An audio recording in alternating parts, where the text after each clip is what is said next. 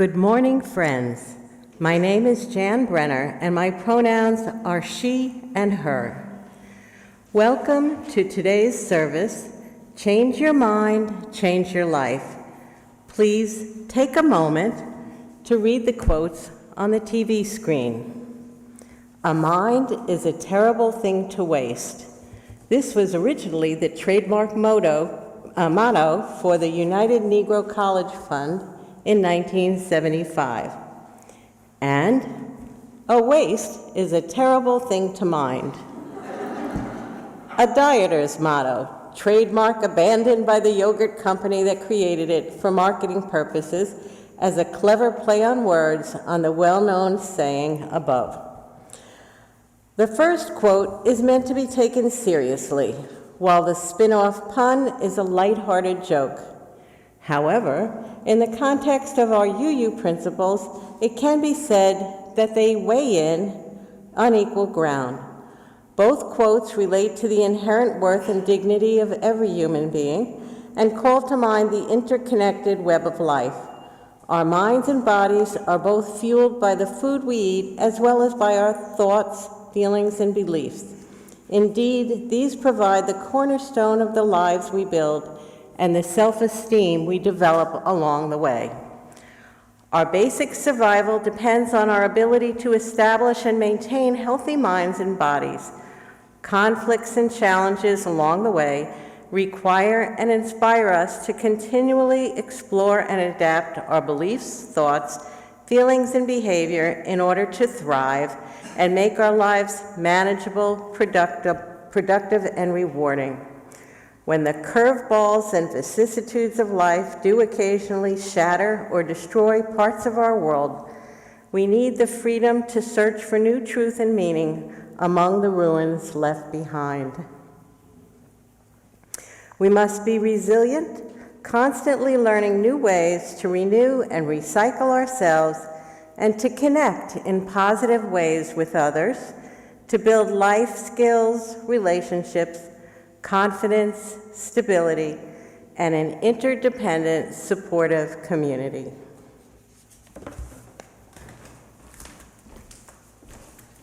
Good morning.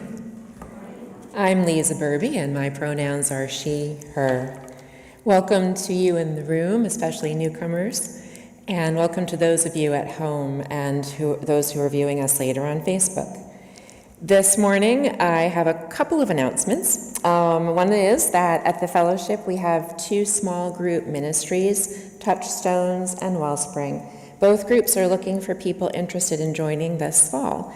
And whether you've attended before or are new to them, Touchstones meets once a month, and Wellspring meets twice a month. Readings and video links are emailed in advance. If you're interested, you can email Shelley Lauer-Beater, and I can share the email later. It's michelle.lauer.beater@gmail.com. And I don't know if you've heard, but we're having a celebration. We're going to be celebrating our 75th anniversary as a congregation and our 60th at this location at 109 Browns Road. We're having a festive weekend, Saturday, September 23rd, and Sunday, September 24th. You're going to have to look for the invitation that's going to go out via e-blast in the next week so that you can make a reservation for the Saturday party. That's going to be from 6 to 10, and it will be an elegant event with hot hors d'oeuvres and cold hors d'oeuvres and a UUFH birthday cake, as we do have to celebrate. And there'll be a short presentation, special guests and activities, and dancing to the music of the last several decades. And Sunday morning service, which will be led by Reverend Deborah, will include the attendance of 4 of our past ministers, as well as our former choir director, Richard Hyman. So it's going to be quite the morning. And following the service, there will be a brunch, and our children are going to be leading us in lawn games that were played long, long ago, they said. So get ready and look for your invite later this week.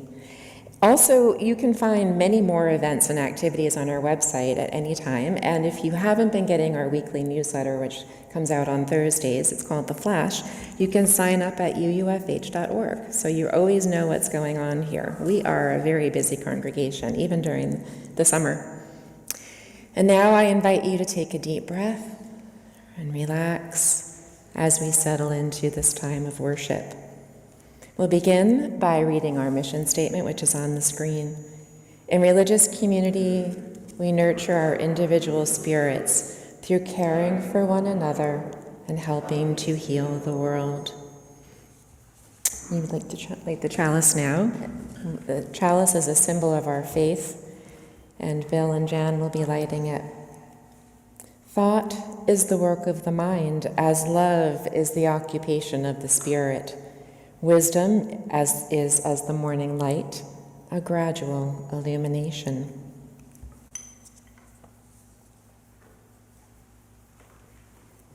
You now enjoy this video by the choir.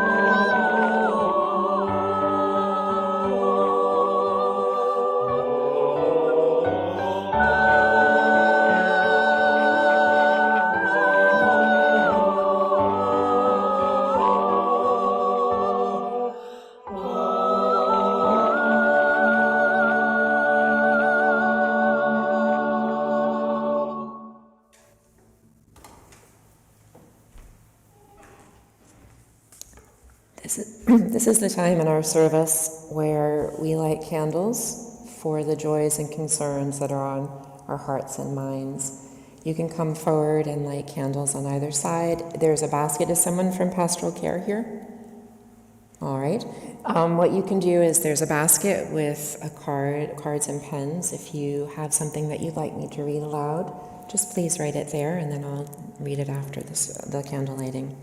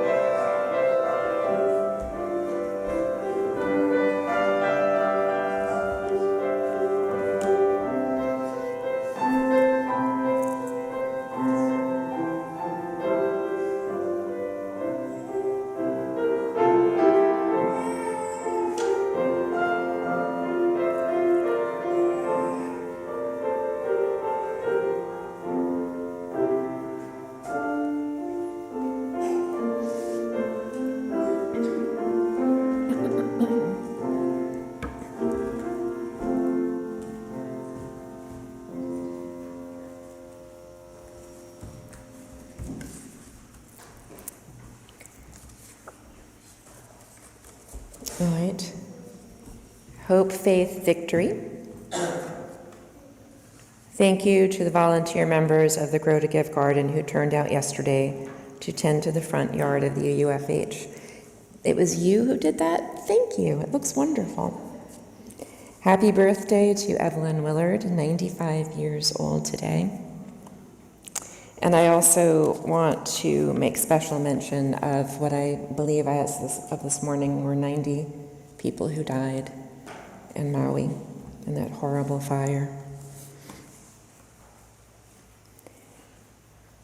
Let my heart be ever open to the beauty of others, to the sorrow of others, to the need of others, to the love of others.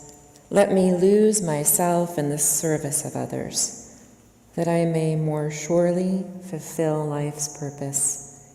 Let me forgive all men their anger and all men their differences, that they may forgive mine, so that each, blameless, we may join as equals in the unity of love. Join me in singing Spirit of Life, followed by a moment of silence.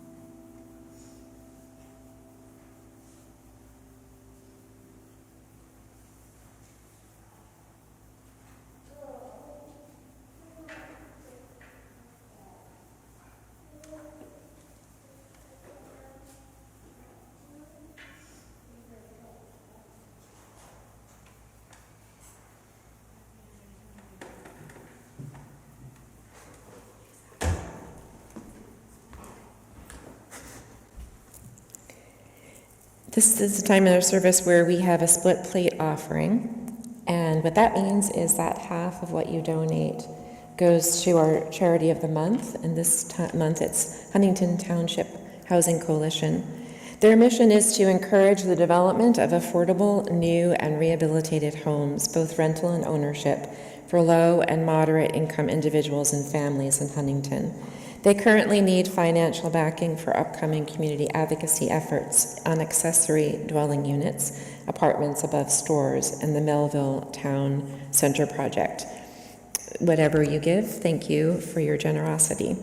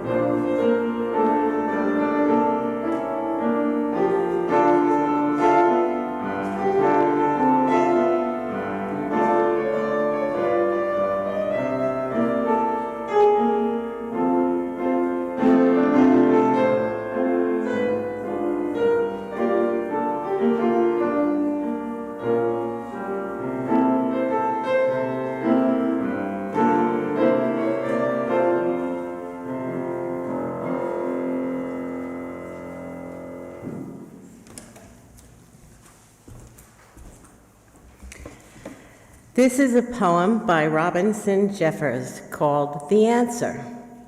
Then what is the answer? Not to be deluded by dreams, to know that great civilizations have broken down into violence and their tyrants come many times before. When open violence appears, to avoid it with honor or choose the least ugly faction. These evils are essential. To keep one's own integrity, be merciful and uncorrupted, and not wish for evil, and not be duped by dreams of universal justice or happiness. These dreams will not be fulfilled. To know this, and know that however ugly the parts appear, the whole remains beautiful. A severed hand is an ugly thing, and man, dissevered from the earth and stars and his history, for contemplation or in fact, often appears atrociously ugly. Integrity is wholeness, the wholeness of life and things, the divine beauty of the universe. Love that, not man apart from that, or else you will share man's pitiful confusions or drown in despair when his days darken. Change your mind, change your life. Life, as viewed through the lens of our Unitarian faith, is an interconnected web of life, holistic in nature. Wellness in both us and society depends on creating and sustaining a healthy balance of the physical, intellectual, emotional, spiritual, financial, social, and environmental factors and challenges in our lives. We generally think of our brain as the boss of our bodies. It is the grand central station where messages, impulses, ideas, and sensations are processed, filtered, organized, and either acted on or rejected. The decisions made in Brain Central tell us what to do, how to do it, and what we value in life. What happens then when our brains aren't working properly after life throws us destructive and devastating news or disappointments? What do we do when we lose our balance and feel lost, depressed, or helpless? These problems and questions have challenged humanity since the beginning of time and continue to frustrate and motivate us as we seek knowledge and solutions. The study of individual and social psychology has evolved from the early days of phrenology and magic elixirs to the fully accredited field of modern medicine. Advances are being made continuously in neuroscience, psychiatry, psychology, and neuropsychology, but we are not always available to these in mainstream practices. The ailments of the human condition, isolation, loneliness, disease, trauma, grief, rage, loss, fear, envy, impotence, and violence, are all, unfortunately, thriving in modern times. As in the popular escape room entertainment challenges, it is up to us to figure a way out of our pain by opening up to the positive healing possibilities of love, time, faith, and change. Albert Ellis,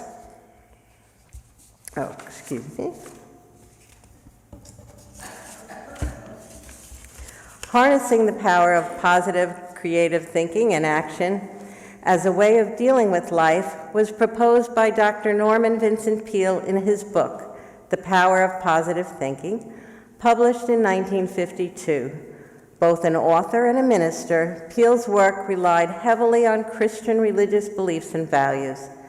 Developing non-religious ways to teach and cyclically renew the power of positive thinking was a major focus of some well-known psychologists in the mid-1900s, such as Albert Ellis, Carl Rogers, and Frederick Hudson. Hudson devoted himself to the education of adults in lifelong learning, life coaching, and ongoing self-renewal. His passion was born from personal experience. At the tender age of 9, he woke up frozen in terror, afflicted with polio. All he could move were his eyes. His parents took him to a hospital in Syracuse, 30 miles from his home. He describes the pain emotionally, physically, and spiritually as the worst he ever experienced. Miraculously, he recovered, thanks primarily to a nurse named Susan, who mentored him in ways to exercise himself holistically. She taught him ways to restore his ability to move, to envision his own recovery, and to learn how to make his mind, body, and spirit work together for a purpose. Eventually, Hudson went to college and pursued an academic career, earning a BA in philosophy, a master's in divinity, and a PhD from Columbia University, where he specialized in the study of consciousness. Hudson was the founding president of the Fielding Institute, a professional graduate school for psychology and organizational development. He left Fielding in 1986 to begin the Hudson Institute of Santa Barbara, which specializes in adult renewal, career development, and organizational change. Hudson authored several books, including Mastering the Art of Self-Renewal, Adulthood as Continual Revitalization. Although he died in 2015, Hudson's work and the Hudson Institute live on. Albert Ellis, also a believer in the power of individuals to transform their lives, introduced the concept of rational emotive behavior therapy, also known as REBT. Ideally, by establishing a safe, non-judgmental relationship with a therapist, a patient could openly share fears, thoughts, beliefs, anxieties, and feelings that were causing obsessive, addictive, or self-limiting behaviors. They could then view them from a new, balanced, informed, and more mature perspective. Upon review of his or her own negative patterns, the patient would develop the ability to reframe them and transform dysfunctional behaviors into productive ones. Once free of these psychological roadblocks and hang-ups, a patient could actively pursue desired goals and ambitions and begin to self-actualize and actually achieve them. Carl Rogers was known for his client-centered approach to therapy. His treatment goal was to create a safe, neutral space in which clients could get in touch with themselves, free from the religious dogmas and the expectations of others. Clients did most of the talking, and the therapist was an active, non-directive listener.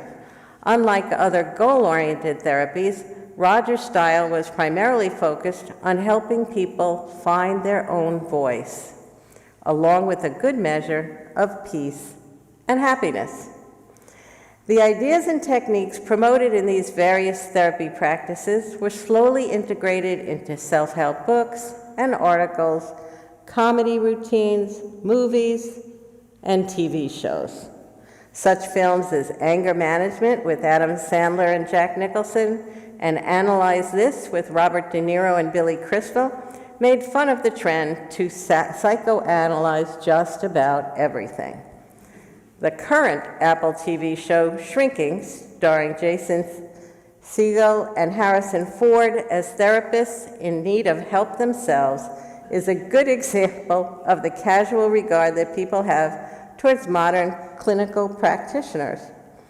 Self-help books and articles written on a more serious and sensitive level are geared towards helping people learn effective ways to cope with a wide variety of psychological issues, including learning disabilities in both children and adults.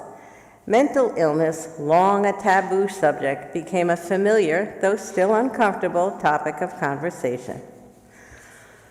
Pharmaceuticals often accompany talk therapy with mixed results. When they work, they are great. However, complications from side effects, including addiction, sometimes make situations worse. Ketamine, some psychedelic drugs, and pot can now be legally prescribed by licensed MDs to help patients dealing with depression and anxiety. Go forth at your own risk. Opening up the Pandora's box of our collective psyches has brought the realities of long-term COVID, brain injuries and seizures, autism, criminal thinking, and age-related dementia to the forefront of our society. NPR radio stations even offer a podcast entitled The United States of Anxiety, and it covers a wide variety of topics.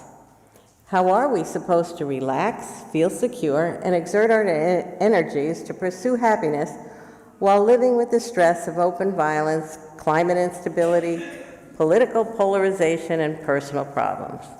I don't know any more than anyone else does. But I do believe that collectively sharing them within a caring community is a good place to start. I heard a program on NPR a while ago about a nursing home in Germany that was located in a remote country setting.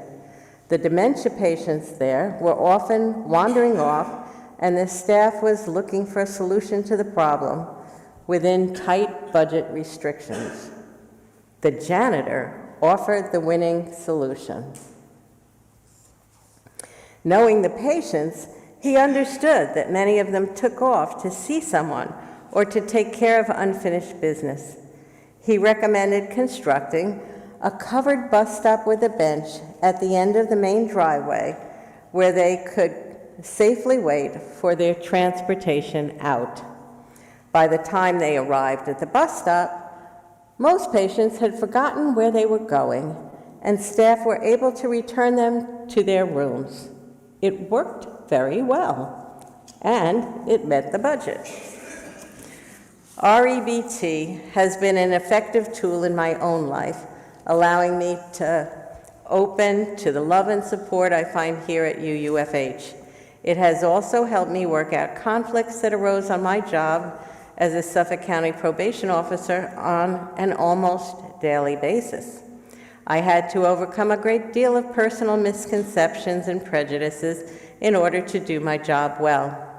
I also had to find ways to balance out the high stress and depressing circumstances I faced at work with positive and uplifting ideas, people, and activities.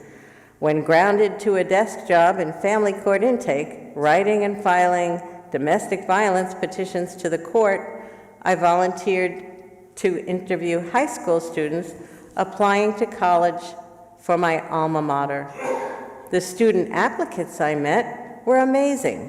One was looking forward to a summer internship at sea with Jacques Cousteau. Another was doing cancer research at the Cold Spring Harbor Labs, and a musically gifted applicant was already playing occasionally at Juilliard. These interviews broadened my world and lifted my sight and spirits. Yoga, doing jazzercise, and playing tennis offered physical balance to my life and also offered benefits of meditation. Probation officers are trained to practice counseling techniques when running behavior modification groups with their clients. One effective group focused on the theme of stinking thinking.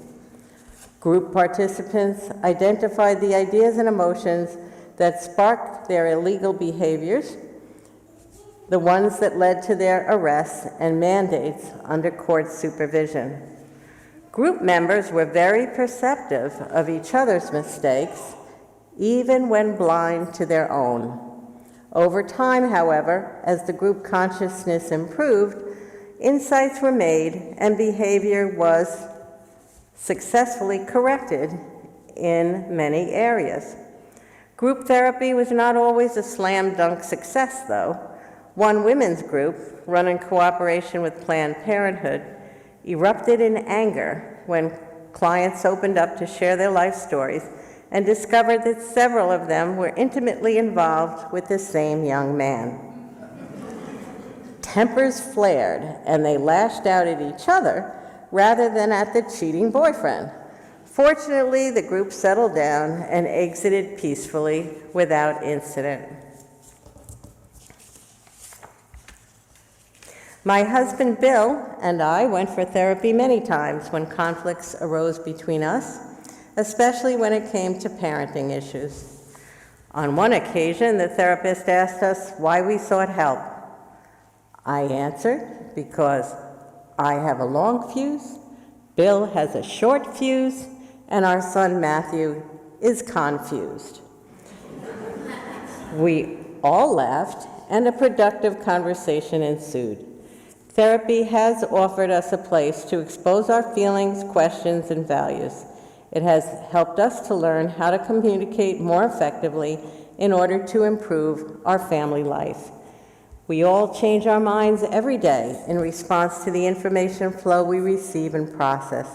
We also react emotionally and sometimes physically to that information, as well as to impulses beyond our control. Hopefully, as our perspective on life widens and deepens, so will our compassion for others.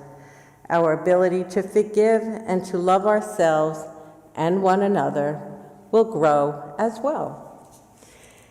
In the search for effective ways to treat the many forms of mental illness, modern science is focusing on brain stimulation. Transcranial magnetic stimulation, also known as TMS, is not shock therapy. It uses electromagnetic fields to fire up specific parts of the brain. TMS has been very successful in treating depression and autism. John Elder Robison's book, Switched On, a memoir of brain change and emotional awakening, details his positive experience with TMS. Dr. Dale Bredesen, a neuroscientist and a practicing MD, prescribes a holistic lifestyle integrated with medical interventions as an effective way to manage, prevent, and possibly reverse the progression of Alzheimer's disease. Bredesen prescribes a RECODE protocol, short for Reversing Cognitive Decline, to treat patients suffering with all forms of dementia. His book, The End of Alzheimer's, offers both clinical documentation and professional and emotional support for the belief that brain diseases are treatable with positive results. Dr. Daniel Amen, a clinical psychiatrist, promotes similar beliefs along with daily practical exercises for holistic well-being in his book, Change Your Brain Every Day. Both Dr. Bredesen and Dr. Amen can be seen online presenting their ideas and their work on TED Talks. Dr. Amen can be found on PBS as well. As Bill and I face the unknown challenges of aging on the road ahead, we feel blessed to be living and enjoying the full and rewarding life we have together. We're grateful that we have the resources we need: good health insurance and medical care, the support of family and friends, and our UU faith on this journey with us. Thank you all for being here today. Please take time to weigh in with yourself and those you love, and ask for help whenever problems arise that you cannot seem to resolve on your own. Our town and county agencies and our public libraries have a wealth of information available free of charge to the public. Walk, talk, laugh, and cry when you can. The comfort and company of others can be both hopeful and very healing. As Beth Graham used to say, may this love that binds us always be greater than the differences that divide us. And when you feel stressed, there we go, and overwhelmed, change your mind. Think backwards of your favorite desserts.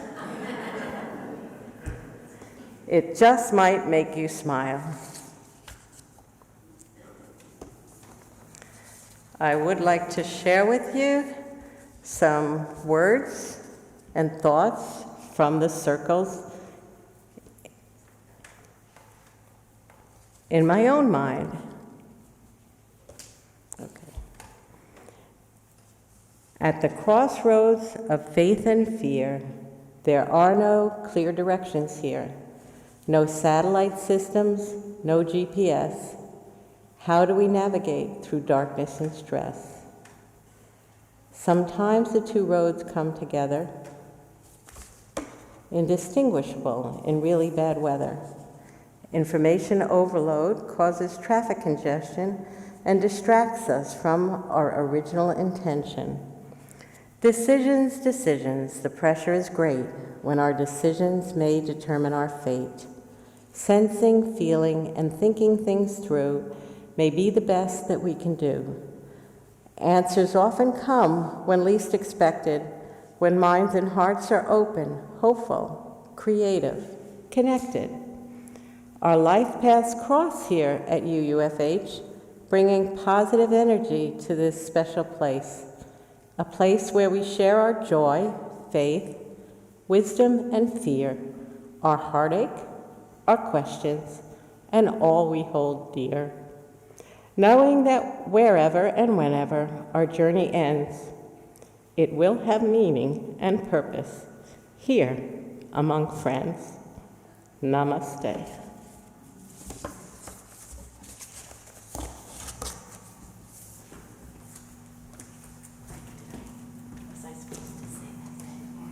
Home should be about you.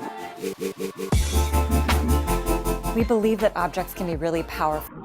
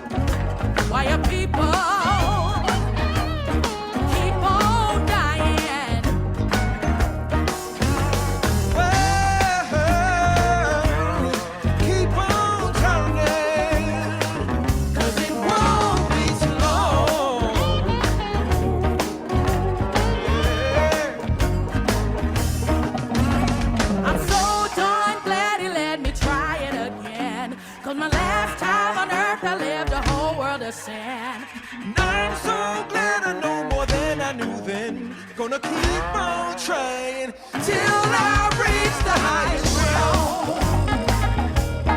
Oh, yeah, yeah. Teachers, keep on teaching. And preachers, keep on preaching. World, keep on turning, 'cause it won't be too long.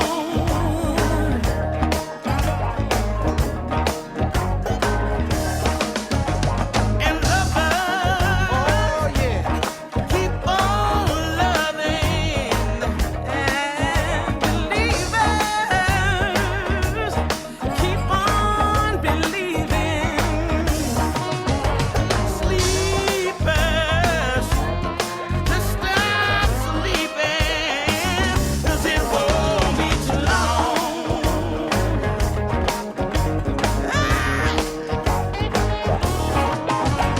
I'm so glad that he let me try it again. Last time on earth I lived the world of sin. I'm so glad that I know more than I knew then. I'm gonna keep on trying till I reach my highest ground.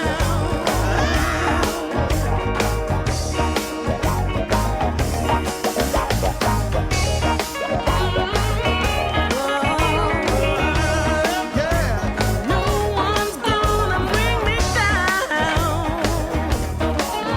Nobody, till I reach my highest ground. No one's gonna keep me down till I reach my highest ground. I said no one's gonna bring me down. No one's gonna nobody, yeah. Till I reach the highest ground.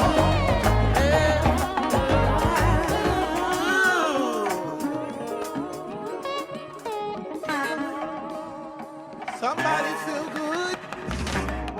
Gonna bring them up with you all the way to the highest ground.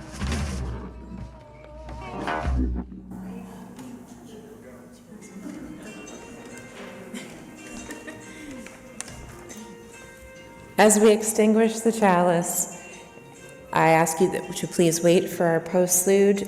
This is our summer service. We're very informal during the summer. All of our services You are probably organized know me by if you know our me at all. wonderful Jim As Monier, someone who is in the closet back there. So thank you to him for organizing our summer services. Our homecoming service with our minister, Reverend Deborah Hafner, will be on September 10th. Thank you to everyone for Jan and Bill's contribution today. And after the postlude, those of you in the room can join us for fellowship in the social hall behind you. And for those of you at home, go in peace and tune in next week.